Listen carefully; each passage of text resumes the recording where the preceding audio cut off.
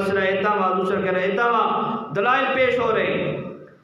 ایک شخص درویش ٹیپ پھٹے پرانے کپڑے اندر داخل ہوا اور آ کر بیٹھ گیا, کرسی پر بیٹھنے لگا تو لوگوں نے کہا چل ادھر, آج غربا کی قدر نہیں ہوتی, کہا چل ادھر, چل دروازے چل ادھر.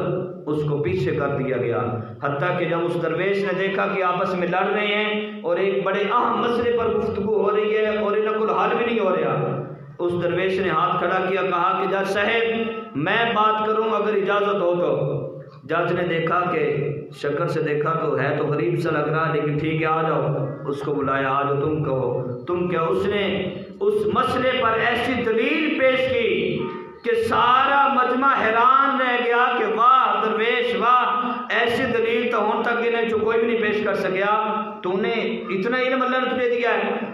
جج بھی حیران ہوا اور اپنی جگہ سے اٹھ کر نیچے گیا اور جا کر اس کو گلے سے لگایا اور کہا کہ اے میری جڑی دستار ہے تو نے دلائے گئے, تجھے میں پہناتا ہوں. سبحان اللہ کہتے. لیکن اس درویش نے انکار کر دیا.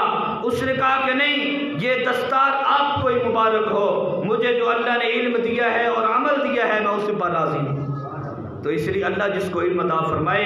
تو حضرت امیر معاویہ رضی اللہ تعالیٰ عنہ جن کے بارے میں آتا ہے کہ اللہ کے لاڈل نبی محبوب کبر